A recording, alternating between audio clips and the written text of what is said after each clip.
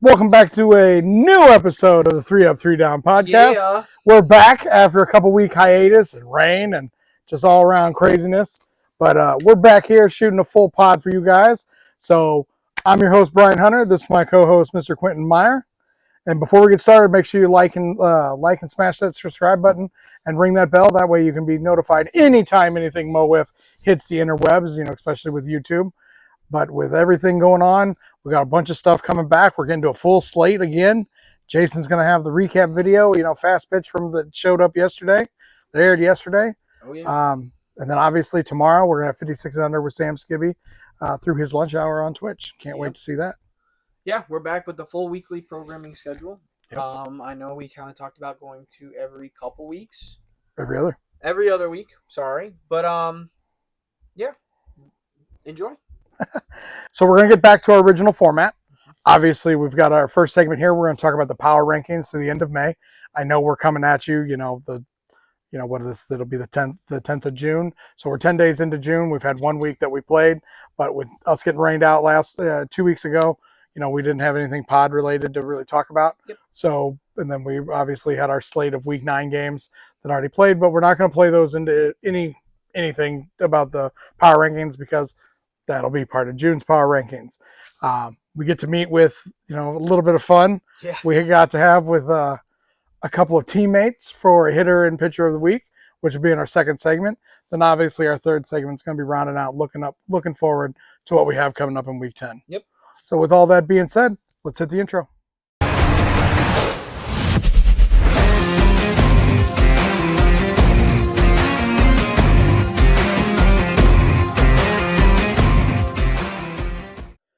So, like we said, end of May, power rankings came out. We voted as a front office and everything. Yep. Going through those first roughly 7 games, everybody had kind of played. So between 7 and 9 games, everybody had played. Mm-hmm. So that's where I guess your Mojo only played 6 because we have 1 game that still was standing that, you guys get made up part of a, later down the road. But, fine. Between 6 and 9 games, everybody kind of got set. But let's start with number 8. So that brings us the Melonheads. Yep. Yeah. So the Melonheads last power ranking podcast, I said it was kind of a disappointing start for the Melonheads. Well, now it's a disaster. They signed Ryan O'Rear and Jordan Smith and getting Sam Eichenlaub back out of retirement. It looked bright, but unfortunately for the Melonheads, it's the same sad tale of injuries and lack of players showing up. And we said in the last one that, hey, on the bright side, they're in contention for the number 1 overall pick. Well, after said podcast, we found out that they, in fact, don't own that pick, which was traded to the Archers. Which is terrifying. Which is even more terrifying for the Bryson Livingston trade. They traded up to get him. But they made a trade themselves the last 2 weeks ago. They made a flurry of moves. Made some moves. They signed Michael Dobb after being released from the Bombers. And they traded Jordan Smith to the Kings for Drew Ballman and 2 first-round picks in 2026, one being the Kings' original first-round pick and one belonging to the Thunderbirds, originally traded for Brody Livingston. Mm-hmm. So the higher of the 2 picks that the Thunderbirds have will be going to the Melonheads. Mm-hmm. So it's going to be kind of fun to where it sees where everything falls. Yeah. So I agree. I think, it's been more lack of not the whole team being able to be there and everything. I think, very minor, but Saggio's back kind of putting him out of contention and out of play, kind of tax his arms a little bit. Mm-hmm. Jason's had to pitch a lot more than I think Jason anticipated pitching, which, hey, he hasn't been a slouch, but he hasn't been, when you're not prepped to pitch, your arm's not built to pitch. He's not been, the Jason that we know that he can be whenever his arm's ready. And obviously getting older, father time always wins. Yeah. So, but I mean, that's kind of been the downfall there. But the addition of Michael Dobb, love to see the fact that he's going to get everyday playing time, or every week playing time with them. So that's definitely going to be a good point, for him to sign on with them. Mm-hmm. Love that. Drew Ballman, coming over from the Kings over the Melonheads, he came in instantly and is ready to swing the bat. Yeah. So it's definitely something where I think it's going to be a good thing for them and another arm potentially if they ever need to get there. Right. So I definitely think they made some right moves, got some draft picks, got some capital to build off of. Mhm. I mean, team that could very easily bounce back in 2026, like no problem. Yep, absolutely. So that brings us number 7, the Kings. Yep. Yeah.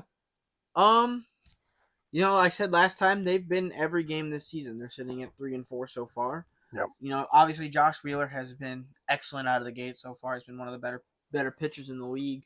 Just haven't had the run support, and that's been the weak point of this squad so far. Is they're hitting. You know, Hitchcock's been hitting. Keller's been kind of mid. I would say subpar, kind of low to his standards, for sure. But Justin Hall hasn't been really hitting well. So they, like I said, they go out and trade for Jordan Smith. You know, 2-time Silver Slugger, 2-time MVP. You know, a guy that can generate bats moving in the lineup. And so it shows that Ken Bone and the Kings are going all in this season. And with the division still up for grabs, you know, they're looking to make that leap here in June. Right. You know, like right now, obviously we're in the second week of June, but at the end of May, even now after we played some games, it's that American division, it's still up for grabs. You know, Mambas are a game out, Mojo are a game and a half out. Yeah, that whole division is split only between 2 games right now between the Kings and the Archers. It's 2 games from top to bottom. Right. I mean, you're one good week away from being a leader in that division at any team. Right. So I think the trade for Jordan Smith will definitely help them. But if you're a Kings fan, I will say this cannot bomb. I mean, you gave up serious draft capital for a guy on an expiring contract. And, I mean, does he resign? Or does he perform well? You know, Jordan has been not the same. He's been struggling as late, too. So now you're slotting in a bat that has the potential to go off, as we've seen in years past, but who also has been struggling as well. I was laughing about it the other day. Watch Jordan just come back and just be the 2-time MVP watch him go player back. that he has, and he just has a hitting streak that goes off again, carries him into the playoffs. It would be awesome. But to your credit, like you said, you know, the run support, it's been feast or famine for the Kings. If we're calling a spade, feast or famine, that's exactly what it is. So it's going to be interesting to see how everything goes. I know part of the reason why Jordan was traded for was because of Wheeler's injury, to his hamstring. We hope that's quick and easy and he's back out there because, we'd love seeing Wheeler out there, right? Yeah.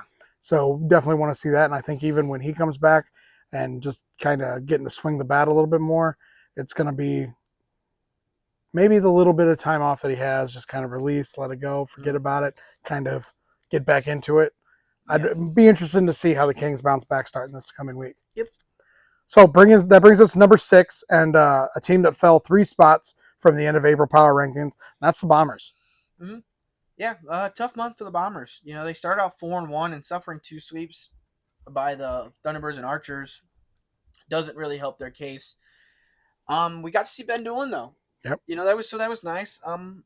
Obviously didn't go his or the Bombers' way. And Cam not pitching versus the Archers definitely didn't help them either.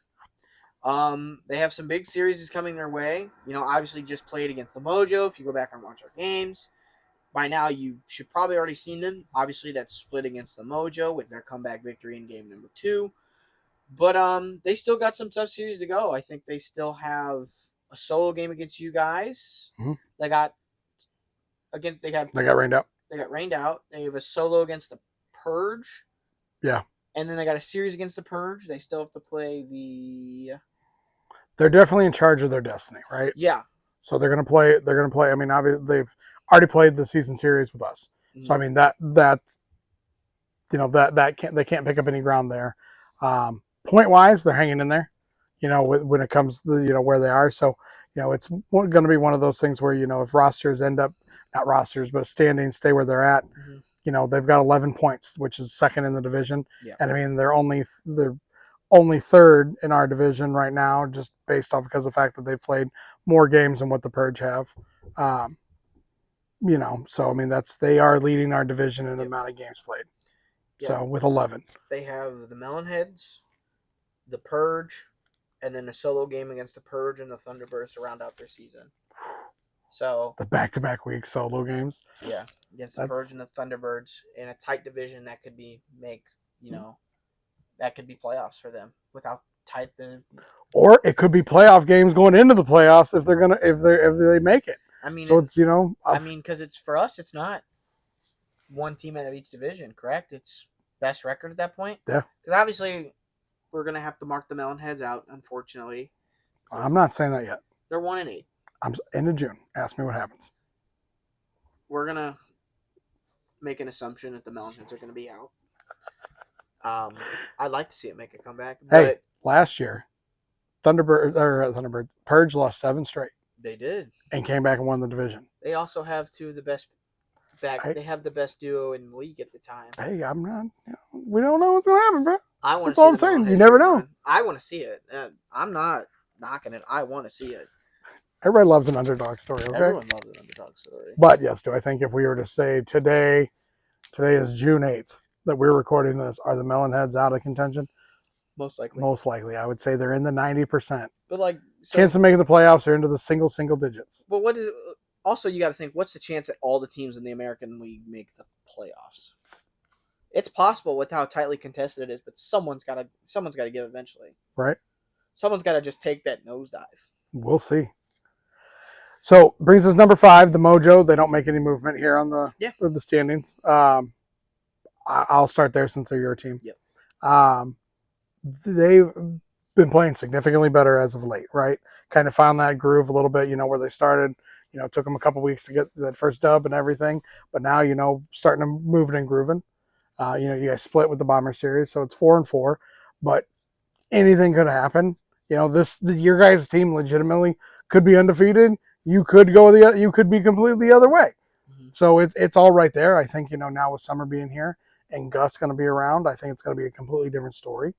Do we see Jackson Crosley more? Right. But you guys got your own tough schedule ahead of you. Yes, we do. So obviously for me, we've still been mess so far. Pitching's been the bright spot. We've been competitive in every game so far. But like you said, the bats are coming back around. In terms of hitting, we're kind of, from my perspective, I'm a little spoiled last year because we had 2 MVP candidates hitting. We had Sam Skibby week in and week out in 2024, and then Jackson Crosley coming back. He was hitting bombs and, kind of spoiled from success, I guess would be the name of the game. But on the bright side, 6 out of the 8 Mojo players all had a good Skibby Wiffle Ball League weekend. And obviously this series in the Bombers, I'm starting to hit. Sam's starting to hit. Gus looked good. Blake looked good. Brett's been looking good. He's been swinging at good pitches, just hasn't made that contact yet. Same with Jack. All right, so I'm not necessarily freaking out yet, but 4-4 at the moment of this recording. Should be 5-4 without a rain out, but obviously with the Purge rain out, 4-4. I think 5's a good spot, right in the middle. Got you. So this brings us to number 4, and our team that made the biggest jump, up only 2 spots, the Mambas. Holy crap, is what I had to say. This team's mashing. Cole's hitting like a madman so far. He's the front runner for MVP. And their whole team is leading every category offensively right now. Yeah, Cole is like Barry Bonds right now. Chandler, Parker, and Alex are all hitting really well, and so is Caden. Caden and Dutton are both dealing. I mean, this team is dangerous so far and a serious championship contender if it keeps up. I mean, a good start to the season it's very good for them so far, but like I've said, all it takes is one bad series and you're down on yourself, and it could be a free fall there, but they don't look like they're slowing down. I still would like to see them face teams like the Archers with their deadly pitching lineup. Team like the Purge. I want to see them face a team that can pitch with them.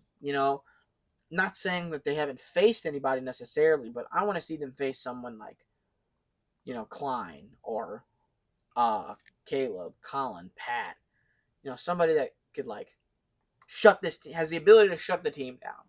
So their next 3 series are 2 against the Mojo, 2 against the Archers, and 2 against the 2 against the Thunderbirds. Then they have a single against the Archers and a single against the Mojo to finish the season. Yeah, that's the Perch. Yeah, they with the Purge. They jumped up. It was 8-0 against the Purge. That was the week. They split with the Purge, and that was That was the week. Yep. Yep, that was. My apologies, I forgot. That was the John Strzowski, Tom Wilkerson pitch game. That's right. Yeah. I still want them to face Caleb and Colin though.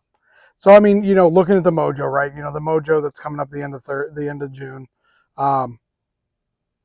Maybe it's Jackson. Maybe Jackson's there. Maybe Jackson and Sam. Gus could potentially be there. So I mean, that pitching could be the Archers. You're going to get, Klein, Mauer, Tony Cochran. Some concoction of that. When does Ethan Bailey come up? Bailey, is he potentially here? But I mean, it's you're right about who they've seen, but at the same time, they can only control playing who's in front of them, right? Absolutely. And they have taken care of business. And it's not just, we only squeaked together 3 or 4 runs. No, we're talking 8, 10, 12 runs against teams. I mean, they're looking like how we looked last year as a team. Everyone's hitting, and they're hitting whoever they play. But I got to play devil's advocate here, not because I'm trying to be a hater. I love this team. It's because they're in your division. Absolutely. I mean, sure, but I'm also not a hater. I'm not going to hate on them. I want them to see the top echelon pitchers first before I'm like, okay, I'm set on this squad. Okay. It's only June. I have to be that way. I'm like that with every team. We literally just said the Melonheads could come back and make the playoffs. I mean, they're not statistically out of it yet, so yeah, it's only June. But there is a chance. If we're in July and they're mashing the way they're mashing, yeah, I'm probably going to pick them to play in the championship. I'm just saying. So that brings us to my Thunderbirds. Yep. Yeah, the Thunderbirds look great now that Brody's here. He had a great debut series against the Bombers. I mean, hitting the home run on Ben Doolin, and he pitched out of this world. He already looks comfortable on the mound. Yeah, a little bit. With the 2 starts he had, he no-hit the Bombers, and he gave up one hit. One hit against the Melonheads. Did they score on that? Did they score on him? They didn't score on him? No, they scored off Foss. That's right. Sorry, Spencer. Didn't mean to call you out there. But Brody looks great. Foss, despite giving up the home run to Jason. The only run he's given up all year. Run he's given up. He still looks good. Haven't seen a lot of Dom. As I'm surprised, the person to talk to is sitting right next to me. Haven't seen a lot of Dom. Andrew has been there. He hasn't pitched a lot, which is good for Andrew. Save his arm for when it's needed. I do have one question. How am I going to make the tough decision? No, I'm kidding. I think I've proven that fact. Yeah, we're past that fact, nerd. No, I'm just kidding. Who else is hitting besides Brody? Statistically right now, Andrew hasn't been putting up the same production as we've kind of seen in years past. Obviously, he hasn't been there every week, so that is a factor as well. But, I mean, at what point do teams just start pulling a Metro Magic in the playoffs in MLW last year and be like, all right, Brody, you're on second. We're going to make someone else beat us. At what point does that become a reality? That's fair. I mean, I'll give you that one. That's a fair statement. I mean, that's perfectly fine. Brody got 1 hit. Dom goes 3 for 6 this week. Right. Nichols comes out. The bats awoken this past week. Right. Right. So, I mean, that's been the concern. If we didn't hit, can the pitching get us there? Because sometimes it can only take 1 run, but ultimately, yeah, I mean, we all need to be hitting. And I mean, just like this past week, everybody hit except for me. And look what happened. We got runs put up on the board. Hey, I'd rather go 0 for 5 strikeouts and win the game than go 5 for 5 home runs and lose. That's a true statement. And I mean, that's the only solace that helped me sleep Thursday night after going 0 for like that, after everybody else hit. Yeah. But I mean, it's the bats are there. And I mean, it's going to be something to where, the way our games were kind of spread out, and there were a couple rainouts and people not being able to be there. Now we're stacked pretty much on top of each other. Yeah. Except for this month lull that we have. Through the month of June, we're really not, for the end of the rest of the month, we're not playing. Mm-hmm. So, going into July, we're pretty much every week or every other. Yeah. So it's definitely going to be something to where we're going to be able to see that where the bats are there. But when they do show up, or the swings that do connect, they make noise. Well, yeah. So, I mean, that's definitely something to where where we're at. But I mean, it does need to be more consistent for us to continue Yeah. if we're gonna take this division and make a deep run in the playoffs. Mhm. So that brings us down to number 2 and down one spot. The Purge fall out of their top perch, and I think mostly just because of the fact that they just really didn't play in May. Yeah. And then when they did, what? John Sachowski pitched. Yeah, I mean, you just haven't had their pitching prowess with Pat leaving, going back to school, Caleb not being able to pitch, and there's one game in there that Colin did pitch to where he's down losing the 3-0 to your Mojo. Yep. So I mean, and that's just nature of the beast, So it's one of those things where I think the pitching kind of is going to be revamped. Mm-hmm. We're going to see Blake Hoffman. I know we keep saying that. We're hopefully going to see Blake Hoffman sometime this year. Caleb's coming back. Pat's going to be back from school, or at least, I mean, I know he's got a job he's doing throughout the summer as well. Right. But we're going to see more Pat. Like I just said, Caleb's back. It's going to be cool to see the Purge get back out there. Yeah. The Purge haven't played in a while, but they're still looking good after kind of slowing down a bit. Obviously, like we said, with Caleb's injury and Pat being gone, hasn't helped anything, but still a dangerous team regardless. But with summer here, Caleb seeming to be back, I think the Purge will get back on track here. Obviously, Pat will be here more, like you just said. I do have another concern though. It's again with the bats of this team. Now we've kind of seen that the hitting is kind of coming back. Like the start of the season, we're like, no one's hitting the ball. Right. The only person hitting is Cole. Still kind of the case, but now teams are starting to kind of figure it out here now that summer's coming, like I predicted back in March or in April. But you want a cookie? Do I want one? Do you have one? Probably. They have to go upstairs and get it. Okay. Yeah. So I was right back in March about the bats coming back together. But the thing I have about the Purge is that it's the same thing with the Thunderbirds. Without Pat Ballman, who else is hitting the ball? Hey, Colin went through a couple week stretch there, bro. Colin did go through a couple week stretch, but is he consistent enough? Well, I think with the combination of Pat coming back, Zach Gunn's hit the ball. Do they slow down though after this break? I think everybody takes a step back a little bit because you're not seeing the pitching. So maybe they take a little bit of a stumble, but at the same time, one swing of the bat and everything comes flushing back. Yeah. It's going to be one of those kind of situations. Yeah. So I don't think it's going to take the Purge that much time because I think their hitters, like Zach Gunn and, Pat and everything, they're playing, they've had their NWA slates. Yep. That they've had. So, I mean, they're at least seeing pitching. So, obviously it might not be fast pitch, but, quick turn of the dime and there you go. All right. So that brings us to the number 1 team in all the land, or the Mo WIFF land, at least, and that's the Archers. They're up 1 spot. Yep. They're dominant, bro. Dominant from top to bottom. And I mean, and the funny thing is, Rory's not hitting the ball like Rory hit the ball last year. So is it just not his time yet? Because if it's just not his time yet, watch out. Because if Rory joins these guys hitting, and he ain't no slouch. No. And it's not like he's having, it's not like he's like batting, 063, But like I said, Rory's not having a bad year. He's batting 206, slugging 353. His on base is 341. He's only got the 1 bomb, everything that way, but he's got 7 hits, which is tied for his team lead. Yeah. So I mean, it's not like it's just not that outstanding. Oh shit! Here comes Rory again, kind of, hitting everything to every side of the ballpark. So I mean, it's definitely there, and like I said, if it's just he gets there, it's gonna be like, oh great, here come the Archers, yay! Archers, can they make it a 3 straight championship series? They're still looking for that number 1. I think they're on pace for that. And like I said, and like I've said earlier and previously, that sucks losing 2 in a row. And that fire burns a hole that is brighter and can fuel a team more than anybody else. So it's definitely going to be something that they're obviously going to make the playoffs. How deep of a run are they going to make? It's all going to depend, I think, on that pitching. I guarantee you, every week when the Archers show up and they see those banners that we hang up now, and he sees 23 and 24 being the Melonheads and the Mojo, him saying that we were right there. Yeah. Both times we were there. And I guarantee you, even to this day, getting virtually walked off on by James Chamey, still hurts a little bit, despite doing 3 times better last year and sweeping in the championship, the team that knocked us out. Season 3, the way we ended, still hurts. Imagine Rory losing 2 championship series in a row. Yeah. That hurts so much worse. And as a collective, they're taking it out as a team on everybody else.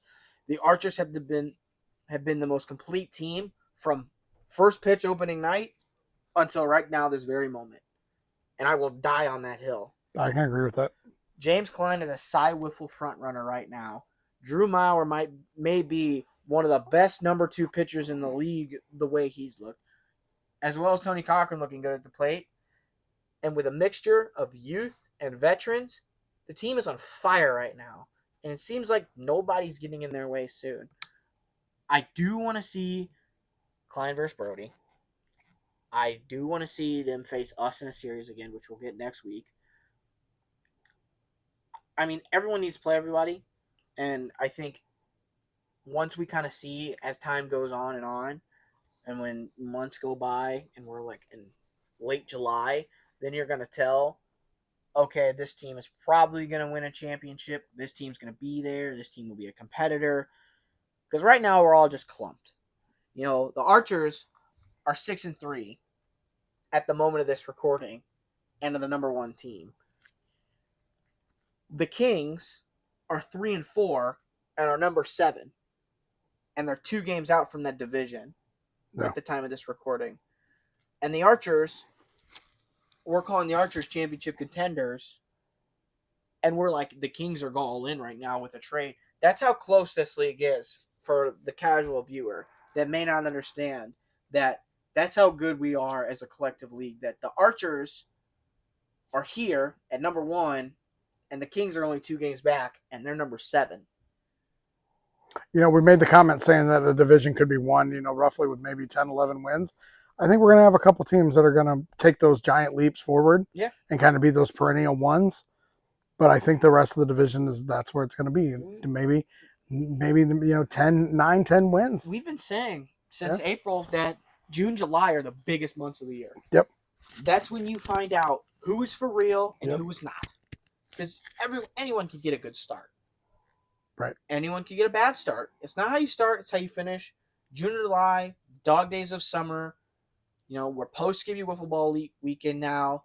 So everybody got their hits in. Everybody got their swings in. So let's see what happens. I mean, Jason made the comment when he took Fawcett deep. He goes, guess Skippy Weekend really helped. It helped me for sure. I was more confident than I was going against Cam. Well, that's good. Than I was against Jason and the Melonheads. No, man. So, I mean, that's it for our power rankings for the end of May. Obviously, you know, we're just getting started. We're halfway through. It's insane. It's only going to get better for here. So I look forward to seeing where this sits at the end of June and, you know, kind of going in through July and seeing where we're at. But stick around. We got a very special treat here in the second segment. A little bit of banter back and forth and a little bit of fun conversation. But with that being said, we'll be right back. One bad game can almost take you completely out of the talks. Yep. Swing and a miss, strike 3 there for Cam. You know, if we got to go match up, you know, that situation's a little different. So he strikes him out there looking. Welcome, everybody, here to the swing. Nobody better fielding his position coming off the mound than Sam Skibby, in my opinion.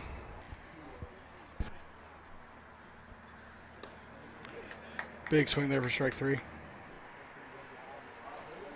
That's strike 3. That's going to do it. There's the last pitch, and that one, all right, as we said it, is going to clear the fence for a home run. And your birthday? Friday. Tomorrow. Oh, man. Well, I still have time. Johnny goes down swinging there. Ooh. Right there in the zone. Oh. Not going to get the opportunity. This Cam strikes out. You'd love to see it, though. Ooh, not going to see it, though. Strike out. And that'll do it. That'll do it, Mojo. Rocking the all-black batting gloves with the gold lettering. Cam delivers. Oh, Gus with a drive. Look at that. Oh, we knew it was going to happen. We knew it was getting close. Shot. Gus goes oppo for a 2-run homer. Welcome back to the second segment of the 3 Up, 3 Down podcast. We are joined now by our Lit Cigar Lounge hitter of the week, batting .333, slugging 1,033, with 2 home runs and 6 RBI, all while making his season debut, Mr. Gus Skibby. Yeah. And not to be outshined by little brother. Older brother. Oh, Gus is younger brother. Gus is the younger brother. That's what I was saying. Yeah, he said it right. Yeah, Yes. not to be outshined by a little brother. Joining us today introduce as him. well is our Buffalo Wild Wings pitcher of the week, going 4 strong innings, only giving up 1 hit with one walk, all while striking out 8 on just 55 pitches. Welcome back to the program, Mr. Sam Skibby. All right. Mhm. I feel like it Mhm. should be the opposite way around, you know? I feel like I'm the Yeah. better pitcher, he's the better hitter. Usually how it is. Yeah. Well, gentlemen, how have you been? Great. I Great. had four out of 5 fish die in our first pet, recently. So we bought my son his first pets, and 4 goldfish already passed away. Luckily, they were only 29 cents, but here we are. I mean, that's fun. How's besides that, how's summer off to with the kids out of school already? Yep. Gus, you're the teacher off for the summer. How's it feel? Feels Yeah, point. feels great. It's always good to be off and not have any responsibilities besides my children. So yeah, it's great. There you go. What grade do you teach? Or what do you teach, Gus? I don't think I know. Elementary PE. Just Ooh. like Josh Rogers. Gotcha. That's what's up. Josh Rogers. Is he in the league this year? Is he on a team? Yeah. He Brian's made a team. he pitched a whole game. He came out and pitched. How'd he do? Well, he actually pretty well. He only gave up 1 run, and it was the only run of the entire game. What's his speed at? What's he throwing? What was it, like 70, He was in the 70s. low to mid 70s? A lot of Wow. tractor movement. That was Good that for was him. high. That was his high. Yeah, he was Oh, yeah. sitting mid to low 60s probably the rest of the game, but he hit Yeah, 70 a couple times. Still, He for wore- him to he get wore back out. out there, that's hard to do after Yeah. surgery. He wanted it. We asked him to see what he could do because it was right off of a tournament weekend, so it was like perfect. Love But, that. something he told me he's done with. He's put him back. He's hung the cleats back up. He's no longer pitching again. But no, Gus, let's start with you. My biggest question is, how the hell do you show up to make your season debut and just belt 2 balls out of the ballpark like they owe you money? Well, the first one was a 55 and under pitch, so I feel like I was used to that with Skibby Wiffle Ball. And then the second one, I was just trying not to strike out, and I just let my bat out there, and it went out. So I feel like it was sort of lucky, but here we are.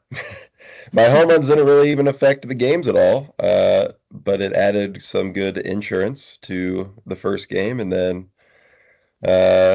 But shout out to Jake Welnick. I feel like his 3-run home run in game 2 should have earned him the hitter of the week, but I'm not a voter. So here we are. Sam, any response to that? It's Gus is a humble guy, and he says that his home run didn't affect the game. But let's be honest. I mean, that it should have been a Mojo sweep. It's 99.99 out of 100 times.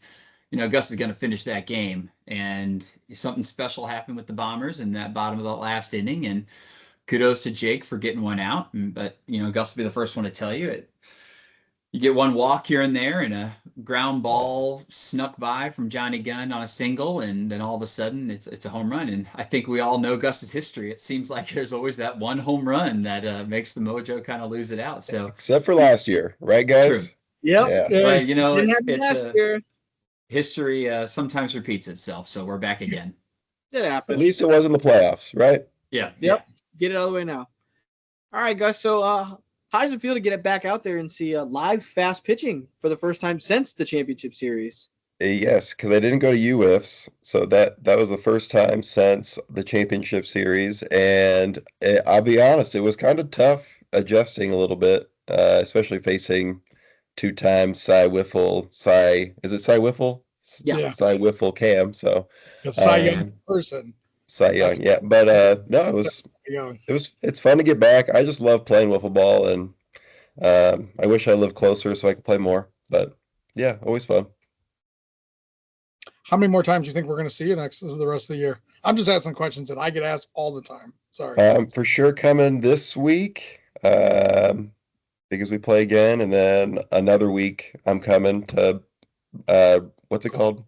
To qualify for playoffs. There we go. And then hopefully playoffs. So we'll see. Got you. Let's go. If we make it. Yeah, sure. You never know. And you guys are you're only a game and a half out of the division, so Yes. I mean, there's nothing really too tough with that one.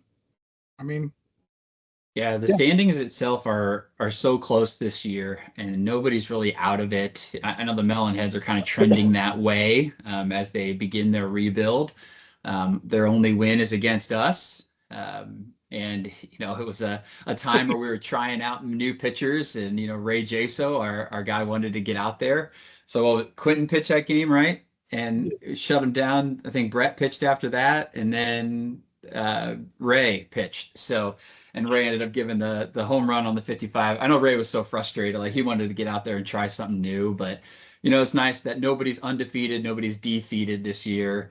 But the standings are everywhere, and there's so many incredible games coming down the stretch. Like, there's a lot of people high on the Mambas, but like, hot take, Mambas could lose their last 8-9 games and miss playoffs because their schedule is crazy the rest of the way. And that comes down to, obviously, if things happen, you know, if the Mojo end up, you know, finding their mojo back, or, you know, Thunderbirds stay hot and Archers stay hot, then all of a sudden Mambas could possibly lose 8 or 9 in a row. So like, anything can happen in this league, and, you know, we could be done winning games. We could go win the rest of our season out. We have a tough schedule too coming up. So Archers next week, but it's nice that Gus will be there, and we'll see what we can do. I'm kind of hoping if, as long as I think if the stars align right, I would love to see Gus versus Klein versus James. I would love to see that, but that's just a pipe dream view. You know, I don't know who's going to be there. Obviously, that's where we're at in the summer, right? Who's got summer vacations coming up? Who's going to be able to be there? And so it's kind of hard to speculate right now, you know, who's going to show up for some of these series. Yeah, but I mean, there's James Klein with baseball, and Tony Cochran's in Florida right now, so who knows who's going to be here, what's going to happen. Jackson Crossley's been sick and under the weather. He's in Orlando. Hey, he should probably hook up with Tony. You know, him and Tony, I think, are in Orlando at the same time right now together. So Disney World? I don't think they're at Disney World, but yeah. Huh. So Sam, let's talk about your series, about your pitching and everything. You know, you've facing Cam and the Bombers multiple times in your career. How do you game plan for a series against them, and what was working for you on the mound? You know, honestly, this has been one of those years where I knew, you know, after last year, I threw the most innings for my team. I knew I'm going to have to be throwing the most innings for my team this year again. And I just go out there and I throw my 75 miles an hour and just try to have some fun. And I feel like my pitches, I keep developing new pitches or add a new pitch every year. And it seems like I can't hide my pitches, so everybody knows what's coming, you know, like, I mean, it's not a secret. But I think that the amount of pitches that I have has helped me in my old age, as Tom Wilkerson says over and over in his broadcast, crafty veterans. I feel like he uses that word a lot, but it's just nice to pitch. I like having fun. I haven't pitched at UWIF. You know, I've pitched like 1 or 2 innings in the 3 years I've played. And I wish that I could pitch more. And this year I plan to pitch more at UF. It should be fun. And I hope to have the most innings in the league this year. That's my goal. And I think I can do it. But, you know, first 2 outings that I had, I went 0-2 to start the year after being second inside Wiffle, and only gave up 1 run in each of those. And then now kind of transitioning into 3 wins in a row. So hopefully we're trending upwards. Yeah. That's a true statement. Talking about innings, if you're going for the innings lead, you're at 22 innings pitched currently to date. Bryce A goes, you got 22, Klein's got 21, Spencer Foss with 20, Dang. Cam's got 20, and Wheeler's got 17. You Yeah, do I'm have the rolling. most right now, Sam? Yeah, I'm rolling. Oh, We're ready. Nice. How So many? just- What's your strikeouts? 48. Oh, I think I'm second. Second. I'm second. Tied for second with Cam. Let's go.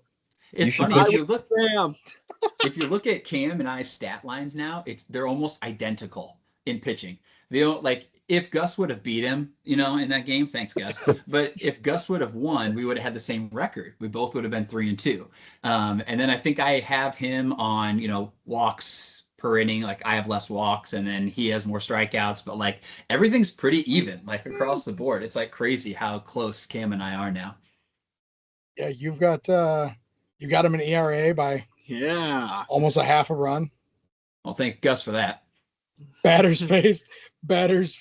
You have him by 2. You've got him by 2, so you guys have seen the most. You both got 4 complete games. Well, I give up a lot of hits though. That's the issue. That's why I have so many batters faced. But I only gave up 1 hit last time. So I mean, again, trending up, but it's just fun. And it's, every year you never know what's going to happen. And the league gets better and better, not only on pitching, but on the hitting side too. I know it may not seem like it this year, but I feel like everybody is good. And Gus can tell you too, even facing those Bombers team, and the Bombers are down on themselves. And I felt like the first 3 innings, I had a perfect game going against them. And even Gus was like, they are low on themselves. Like Q noticed, like we were like, let's just keep going. Like, let's pile on. Let's just keep, because then the second game, we were like, they're still going to be low on themselves. But man, for them to fight back in the last inning after having no success, kudos to the Bombers for putting 4 runs up like that. I was even every single batter, I was afraid I felt like they were going to hit me. I felt like they were on me, and I felt like my pitches were working, but they were definitely on all my different stuff. So after the game, Gus said the scariest hitter that was Johnny Gunn, and Johnny didn't even hit one of the home runs. He had a single off you, that was it.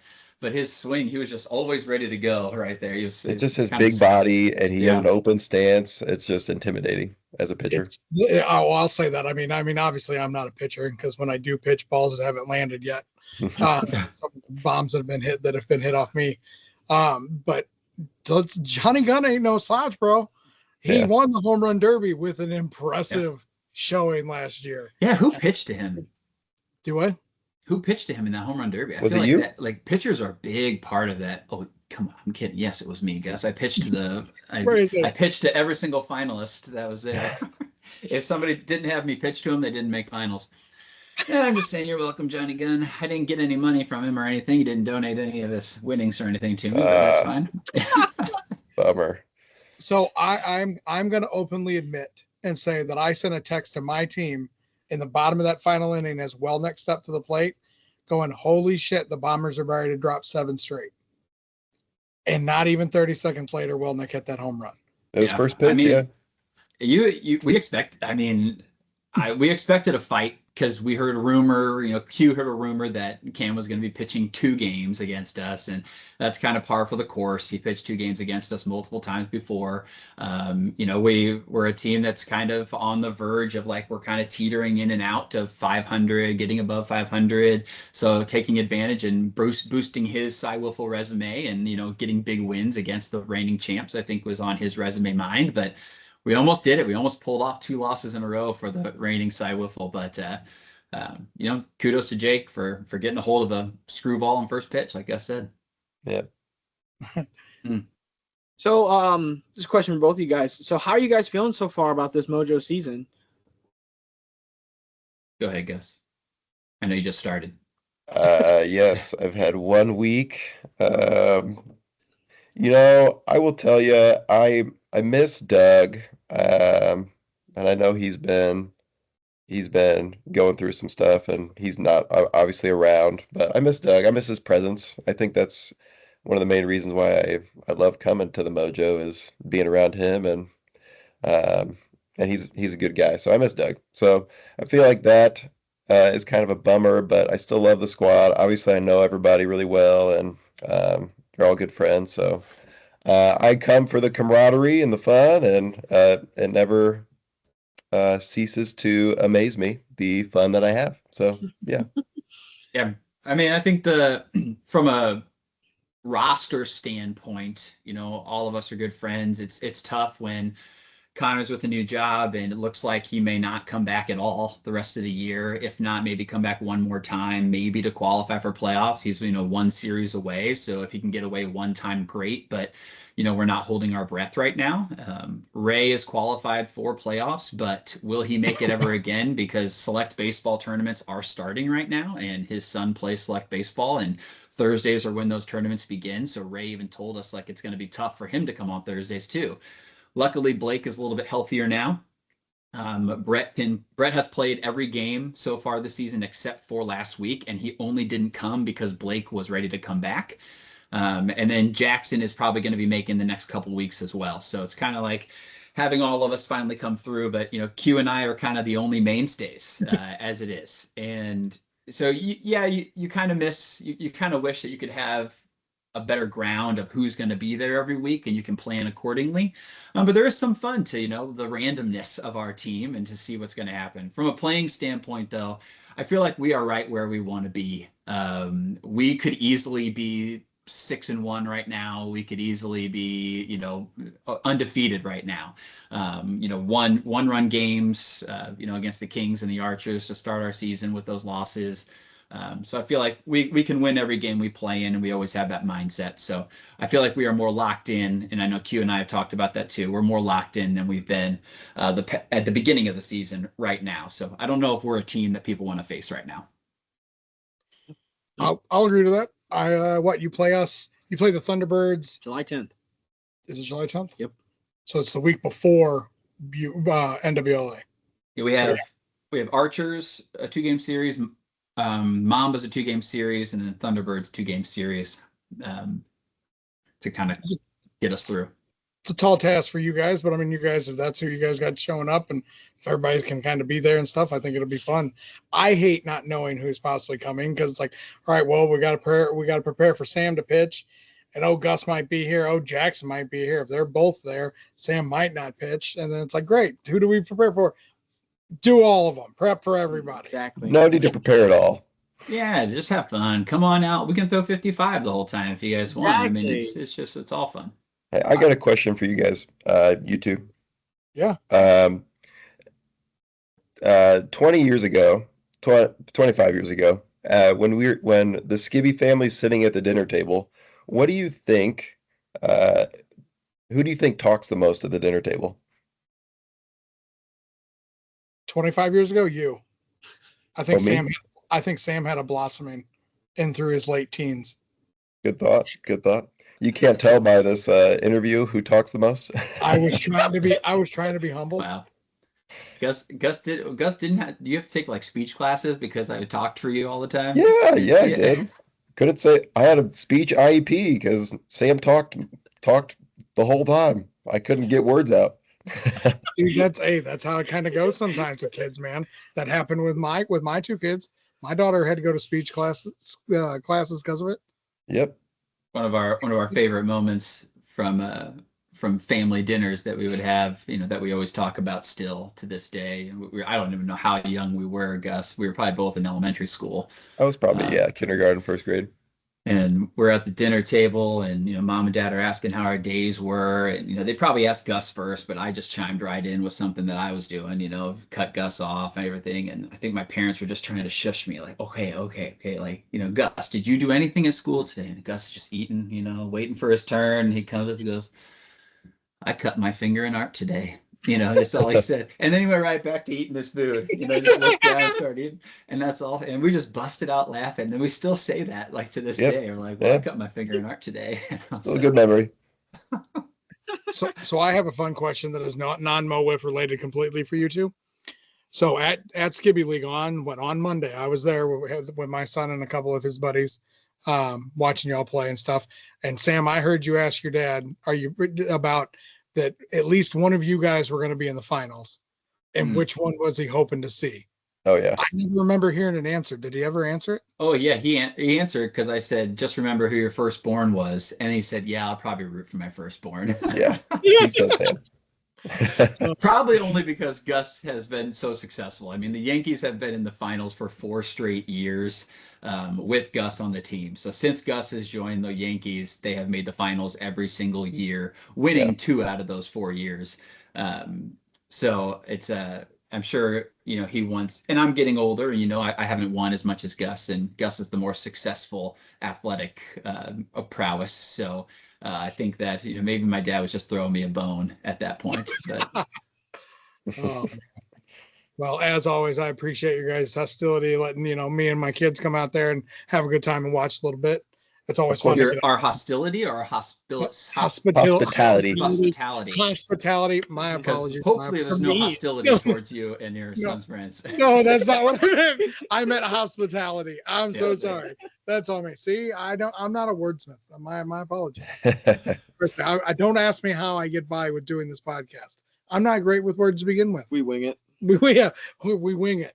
We go on air and we do it live. Just the content that you guys provide is, it's just something that I know I can't speak for Gus, but I don't want to speak for you, Gus. I don't want to give you another IP, but but I think that, it's nice when I'm at driving for work, it's just nice to have it on in the background, and Gus goes on long car trips. I'm sure he might listen to it too. It just is an extra thing to listen to. So we appreciate the content and things as well. So doing great.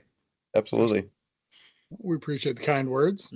No, again, we appreciate you guys taking the time. I know you guys want to get out to the pool with the kids, so we will definitely let you guys go.